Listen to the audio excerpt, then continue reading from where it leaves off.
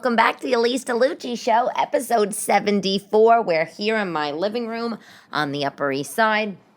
How you doing? How's your week going?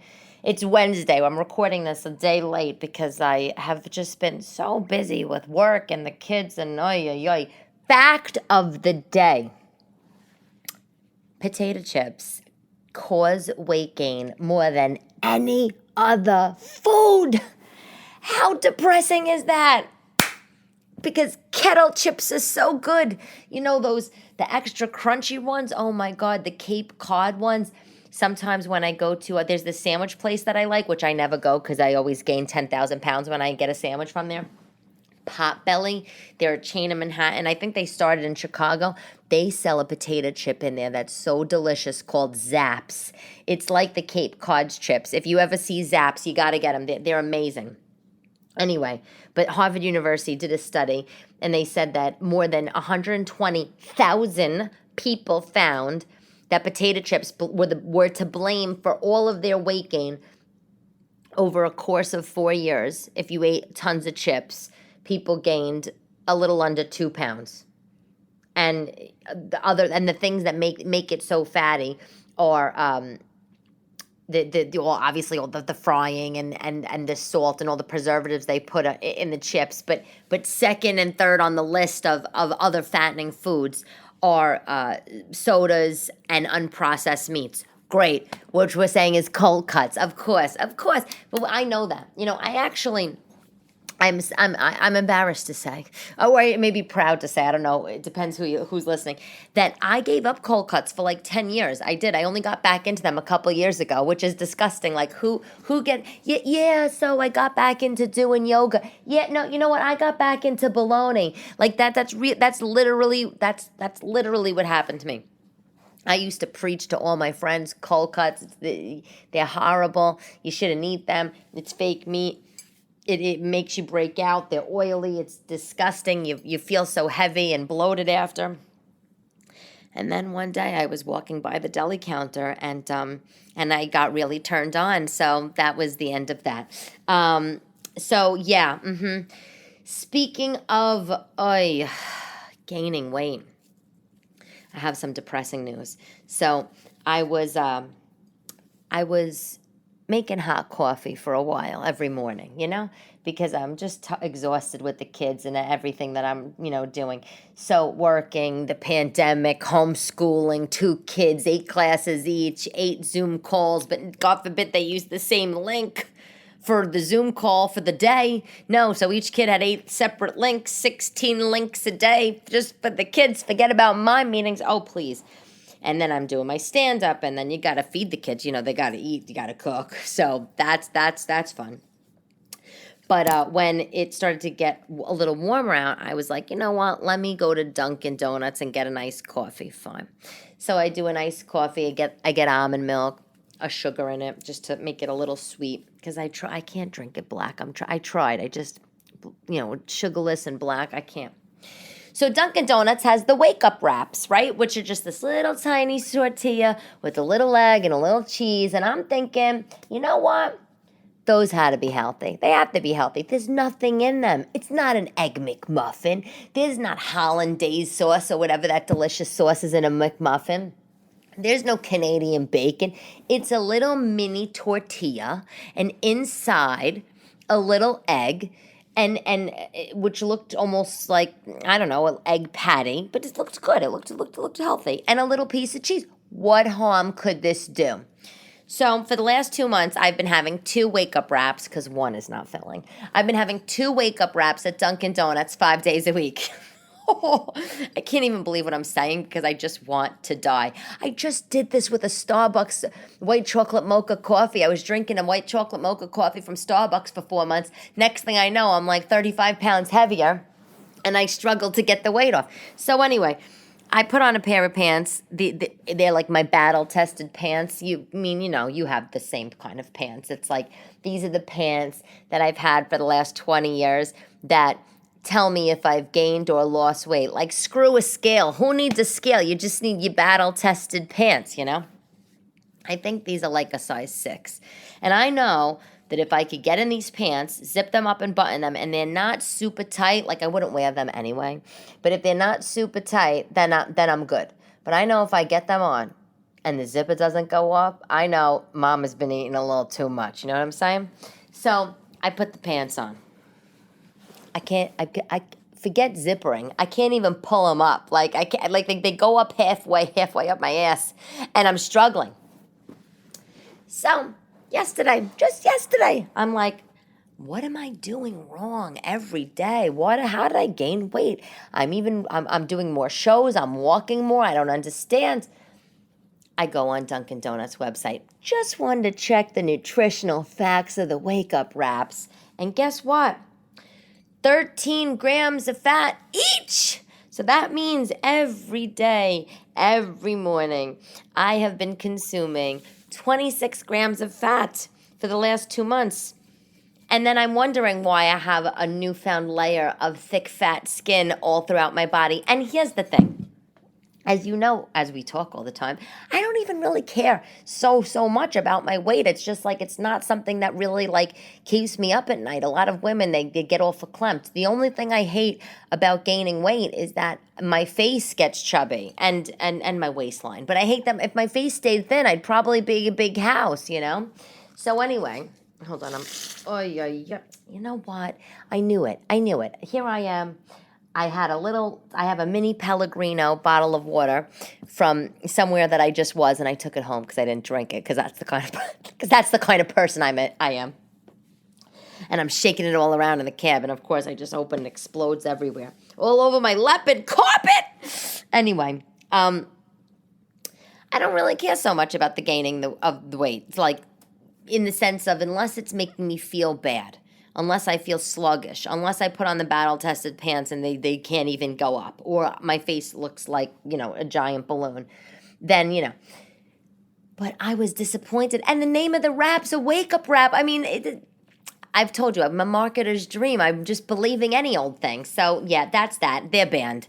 So today I had oatmeal, just plain old-fashioned Quaker oats, made it on the stove with water, put a little bit of honey in it, and that's it. And tomorrow I'll do the same, maybe with a few blueberries. That's it. That is it. It's it. No more wake-up wraps. You've been fun, Dunkin' baby, but mama's got to go.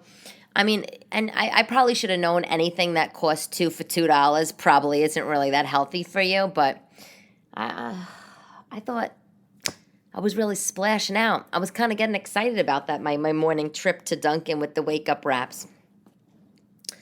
Yeah, I don't know. It's like food is just one of those things. Like, I get so excited about food, like going to Dunkin' and getting the wake-up wraps. I mean, before I became a mother, I cared about food, but not now. After I became a mother, everything changed. It's like before kids, I used to be turned on by things like free shots. Now I'm turned on by things like free samples. I mean, is there any better time to go to the store than 2 o'clock at Costco? Really? Really. So the mask mandate, speaking of, that's fun. My apartment building here in New York, they reinstated wear masks everywhere. And, during the height of the pandemic, I think I told you, we were on a laundry schedule. So every floor in my building had a specific day to do laundry. In the communal laundry room in the basement. Some people have machines in their apartment. I don't. But we're not as bad as going back to the laundry schedule, but we do have to wear masks in the hallways, elevators, basement, yada yada. So, that's it's depressing. It is depressing. I thought that de Blasio was definitely going to say that first day, our mayor, I thought he was going to say the first day, you have to wear masks. But I think he wound up saying that it's encouraged, right? It's encouraged. Even if you've been vaccinated, you should wear a mask. And I am. I've had both shots, but I don't care. I'm doing it. My job, I've said, I like my 9-to-5 job. I like my 9-to-5 job. They're great. My boss, he's a doll. I really like him a lot. But human resources, listen to this. Human resources, the same day of the de Blasio announcement, they sent a note out and they said to everybody that you should no. The note said, just as a reminder, just, we're adhering to the state, city rules, yada yada. And if you've been vaxxed, you don't have to wear a mask indoors. They were sending that little reminder. And you know what? Here's the thing. I didn't like that reminder. I felt like, why are you reminding people that they don't have to wear a mask? Everybody else is doing the opposite. Everybody else. I went into the nail salon and I had my mask on my chin and they asked me to put it up. It's up to the business's discretion, right? But my job, they're saying, we're reminding you don't have to if you've been vaxxed. Like, fuck that. You should tell people that they should, just for everybody's comfort. You should. But you know what? I don't know what's going to happen.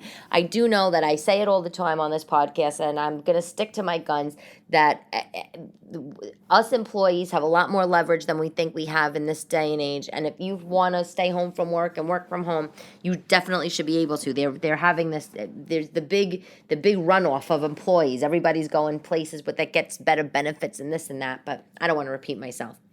Anyway, this week I'm doing a show not this week, next week I should say. Next week, I apologize. August 12th on Thursday. If you want to come into the city, or if you're in the city, come on down. I'm doing a comedy show at the funeral parlor. Let me tell you something, how this came about, okay? This is crazy. So during lockdown, my boyfriend was over. My kids were with their father. And my boyfriend was annoying me because he was telling me he was on a diet. And I usually, like I just said, don't really do diets, So I told him I was going out for a walk, and I went for a walk, and I was going on like a snack walk. I was going to pick up a baguette and some croissant. You might have seen the video if you follow me on TikTok. And I did it months ago. And basically I was just trolling around the Upper East Side with snacks in tow. And I stumble upon this building, which I knew to be the funeral parlor.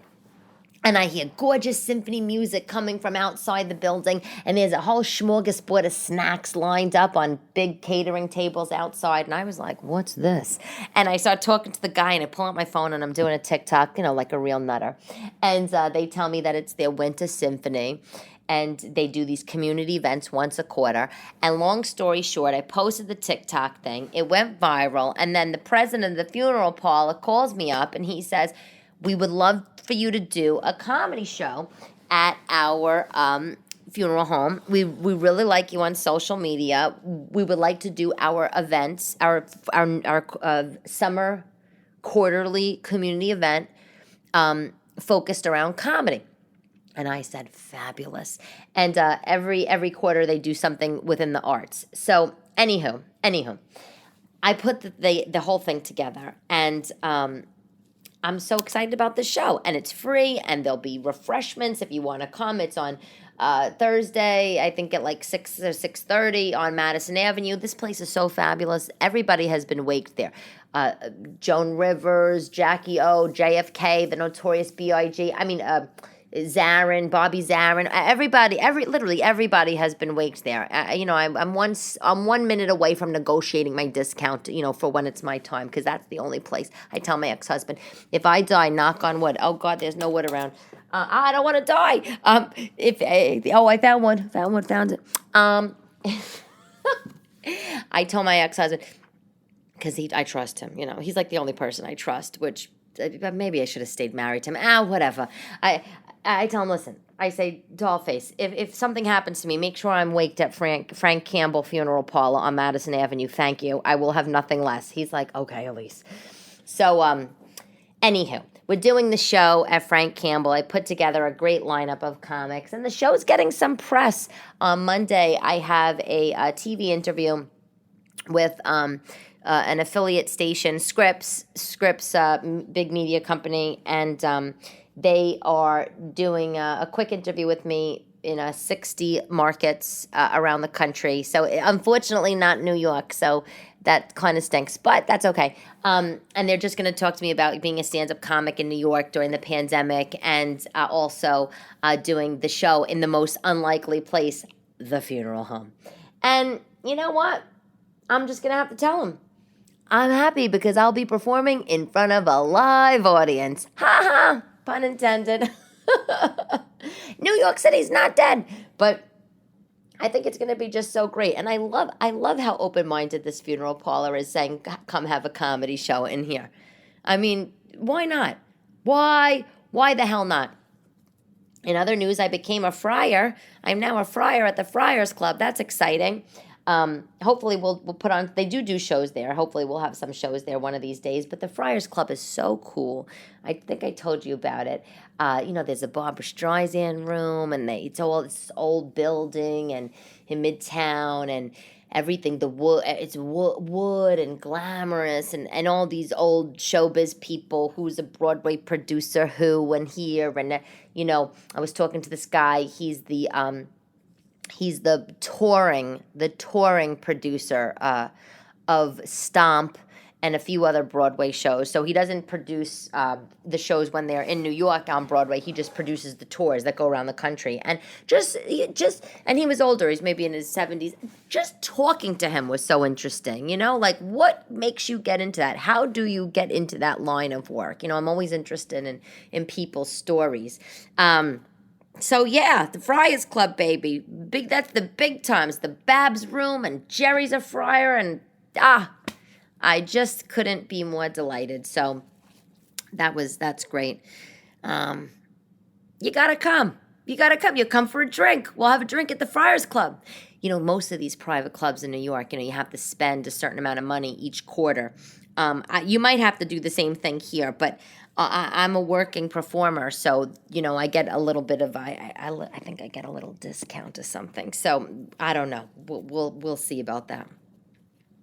What I did do on the performance front, not myself, this past weekend, if you're in the city and you're looking for something free to do, I took my kids to picnic performances in Bryant Park. It was so great. There was a Broadway singer, an African-American girl. She plays Tina Turner on Broadway in the Tina Turner Broadway show.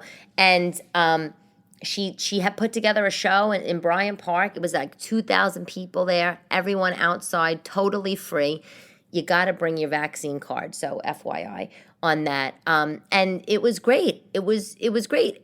It was just like all the singing and bopping around, and people even were dancing. She didn't only sing Tina Turner. She sang some Whitney Houston songs. It was so fun. There was a band there, and we brought our dinner there on Friday night, and it was awesome. I wanted to take the girls to Shakespeare in the Park, but I don't know. You got to, because of COVID, you got to like register for tickets and whatnot. And of course, it's again free event, so everything was all gone. Which, oh my God, this reminds me to tell you, this girl that I work with, she told me about this app that I didn't have, and you probably know about it, but if you live in New York, by the way, this is it. It's called NYS Wallet, New York State Wallet. NYS Wallet, go on the App Store, and basically you just input your vaccine card information or where you got the vax, the dates or whatever, and it's a digital vaccine card. So it's great. Actually, for some reason, mine's not working. My app, when I downloaded it and I put my info in, it's not working. So I took a screenshot of my vax card, and I have it saved on my phone, but should I need it, and I don't have the physical card on me, but I did need the physical. I needed the information to get into this picnic performances on Friday night, and I didn't have it. I was freaking out when I was with the kids, but I remembered I had it in an email because someone needed for me to do a show. Someone needed me to send them my vaccine card, and so I dug it up, and then I saved the screenshots into a folder, but. When I was at work, I was telling this girl, and she's like, "Oh, NYS Wallet," and I said, "Oh, all the states they have, maybe they have their own digital app, so we could save the card, which is which is super cool. I like that. The whole point of in my line of work, my 9 to 5 work, the whole point of tech and digital is to create digital / online experiences to make your offline life easier, right? Like, nobody told me that line. I just made that up. No, not line, pun intended. No pun intended. I mean that, but that's the point of digital, right? That's the point of digital media. That's the point of apps and innovation and using the web. Like, what the fuck is the point of the web if it's not to make your real life easier, right? So that app makes your life easier. You don't have to fumble for a card. You don't have to rely on a physical card. I love it. I love it, and I don't care. And with that, even though I've said before, I don't wear the Apple Watch and all that. With that kind of thing, I don't care that it's digitized, the vaccine information, because, whatever. You're never going to believe what's coming to Times Square. Speaking of things going on in New York City, do you know the Hotel Margaritaville? Do you know this hotel? Margaritaville is this giant hotel chain. I think it's like Jimmy Buffett or something.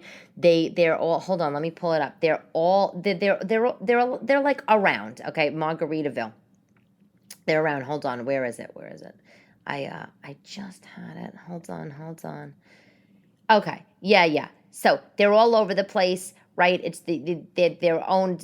I don't even know, Jimmy Buffett and their resort. They have all of these restaurants and bars in Margaritaville, like it's 5 o'clock somewhere, and all these corny things, like Land Shark, and everything is beachy themed, beach theme, margarita theme, chill, lay back. And so there's a company, okay? There is the company that is constructing a giant Margaritaville resort in Times Square. It's going to be so huge, okay? 32-story tower, like 5 bars, 4 restaurants. It's going to be right on 7th and 40th Street. It's going to take up like the whole block. I drove by it the other day. And here's the thing. They tried. Margaritaville tried, okay? They tried to have a, well, I shouldn't say Margaritaville. Jimmy Buffett had a musical on Broadway in 2018, and it failed miserably. It ran for 6 months, and it failed. You know why it failed? Nobody wanted to go see that kind of thing. In New York, people want the glitz, the glamour, the singing, the people want that drama, that New York thing. I'm not saying that nothing else works here, of course, but that's what people want. And so, yeah, sure. So the musical bombed after 6 months. So you know what we should do? We should go open a giant Margaritaville. And they're doing this huge build, and it's going to be open, I think, in like 2022. And that's the end of that. It's costing $300 million to build. There's going to be an outdoor pool and all sorts of effing crap. I honestly, for the city's sake, I hope it works. I hope it does well, because the tourism will be good and stuff, and it will make jobs. But really, Margaritaville, like, let me tell you something. If I, which I'm not, moved out to the suburbs and then wanted to have an overnight in the city, I could tell you I'm not going to be having an overnight in the city at Margaritaville. Like, you know where I'd have a Margaritaville overnight? If I was in Nashville, okay? Or maybe in Florida, or maybe in, even Texas, but Manhattan? Nah. In Manhattan, I want to throw on a pair of sequin pants, light up an old Virginia Slim cigarette, and have a martini. That's what I want to do here. I don't want to go to a bar that's called It's 5 o'clock somewhere with a giant flip-flop in the entranceway. Thank you very much. And no, I don't smoke. I did smoke when I was younger, and it was disgusting. But I was like, I was like 20. It doesn't even count. Tonight, Matteo Lane was at Gotham Comedy Club. I ran into some friends, so I didn't unfortunately get to see his whole act. But if you don't know Matteo Lane, I'm not friends with him. I'm just a fan of his. He's hilarious. He's a gay comic. He's like the Mario Cantone of this generation, and I love him. And it was a packed crowd, and they had it was, I forget what the name of the show was, but it was like a gay night. It was a gay night, Homo Circus or something they called it. It was so awesome, sold out show. They had this great drag queen, Mrs. Cracker, as the host, and Matteo Lane killed it. Jay Jordan was there. He's another hilarious gay comic here in New York. Oh my God. It was electric. So, yeah, gotta check that out. Other New York news that I could tell you? Oh my God, that's right. Have you seen the vessel thing that they built in Hudson Yards? Well, this vessel, if you Google the vessel, it's, gigantic sculpture that they made in 2019. It was, I can't remember who was it's owned by related companies, which, they think they also own Columbus Circle. But anyway, the vessel gets tons of tourists there because it's this cool, super architecturally pleasing, aesthetically pleasing, whatever you want to call it, design. You can walk around on it. But listen to this. It's closed right now because they just had their 4th suicide happen. A 14-year-old boy, literally, he jumped off of the side of the railing just a couple weeks ago, and so it's closed. And here's the thing. This is what I don't understand about this that I needed to bring up. First of all, when they opened this thing in 2019, they thought that it was going to have suicides because, I don't know, it's high up, it's the railings are very low, and they just thought that. And then a couple suicides happened, so they put up some notes. They put up notes saying, beware, beware of people's behaviors on here. Please do not walk around if you have some mental health issues, whatever. They even put, they staffed up, they put security. They even added some sort of screening, which I don't know how you do it, but to detect risky behaviors. But the one thing, and they started charging people $10 to get on the vessel. If you want to go see the vessel, go check out this vessel structure that bad, you have to pay $10 to check it out, because they wanted to make it like people really want to get in and go see the thing, right? Because of this suicide risk. You know what the one thing they didn't do, though? The one thing they didn't do is raise the fucking bars. They didn't raise the railings on the structure. So related company, and I don't know them, so, this is just me, just citizen commentary, but it's like, let me get this straight, related. You decided, you're like, okay, this structure is amazing. We built it, but we saw that a couple of people took their lives, so we see that this is a risk. So we're going to charge people money. We're going to put security. We're going to put all these signs up to have risky behavior detectors, whatever the hell that means. But the only thing that really could prevent suicide is to raise the railings, and you won't do that. Why? What, are you so afraid that your design is going to get altered? Like, it's fucking ridiculous. You know how high the railings are on this building? Makes me so upset when I think about it. Up to your waist. So, I'm reading. When I read this article, I was disgusted.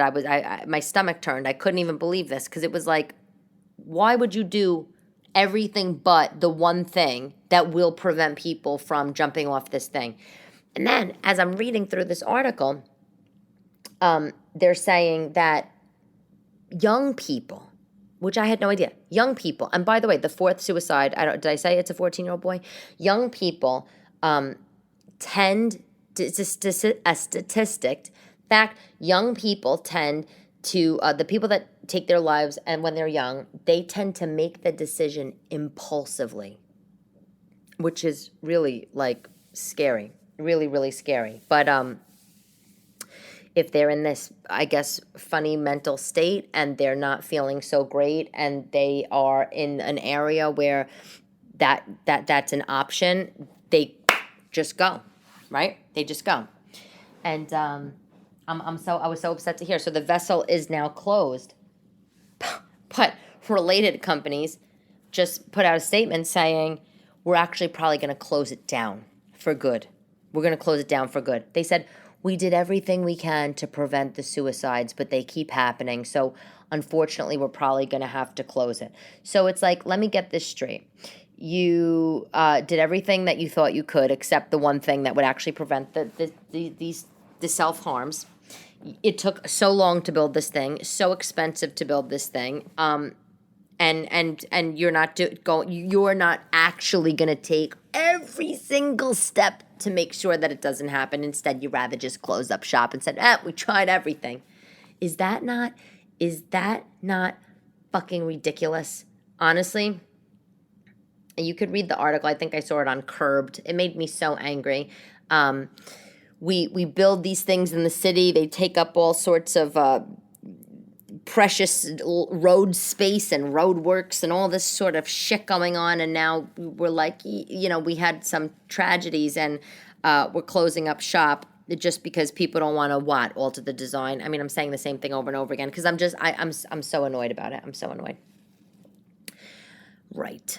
Changing speeds to product of the week, baby. So I wear on stage Lululemon jackets. They have the Lululemon Define jacket. It's too expensive, but I have a bunch of them. I like it because I don't like to be like totally exposed. I know that's so funny. Like I'm on stage. I don't like to be totally exposed. I feel comfortable in a little jacket. So I get these Align jackets or Define jackets, whatever the hell they're called. They're like, I don't know, $110. Ridiculous. But I wear them. That's my uniform. So, I buy a few, blah, blah. Anywho, I found a knockoff. I found another knockoff. I found one knockoff. I think I might have mentioned it a few weeks ago. The brand is like Quiniki. It's all spelled like Queen and then like EKE. And if you type in like Quiniki jacket, like on Amazon, it'll come up. But I found another knockoff a friend told me about, and the brand is called Lock and Love LL track jacket. The and is just the ampersand symbol. And it's knockoff Lululemon, the same exact jackets, $38 on Amazon. So I'm going to check it out. I just ordered my first one. I ordered an olive green one. I ordered it in a size large because I have a big chest, so I just didn't want something super fitted. But I'll let you know how it works out. Listen, $38 is a hell of a lot better than $100. And besides, Lululemon's so annoying. They only make things in like a certain color, certain season. So these knockoff brands, they have the exact same fabric. I don't know how. They have the almost identical design. They even do the same tags, my friend said. The tags are even the same. And they have different colors and patterns. What's not to love? And it's cheaper. We'll see how that works out. Anyway, that's it for the Elyse DeLucci show. I wish I had more stuff to tell you, more exciting stuff, salacious stuff, scandalous things. I got nothing. I've just been working, and I've been trying to get my stage time, and I'm trying to put together all shows and stuff, and it's a grind as always. As always, quote, closing out on a quote. Nelson Mandela. I've heard this quote before, but not for a while, and I love it. The greatest glory in living lies never in falling, but in rising every time we fall. The greatest glory in living never lies in falling, but rising every time we fall. So good. Nelson Mandela. Thank you, everybody, for listening to the Elyse DeLucci show. I cannot tell you how appreciative I am, as always. And I will post the link when that interview comes out next week on the TV. How fancy. Can't wait. Remember, tell your friends, subscribe to the Elyse DeLucci show on Apple Podcasts, on Spotify. Leave me a comment on Apple Podcasts. I read all of them, and I look forward to talking to you next week. Bye, everybody.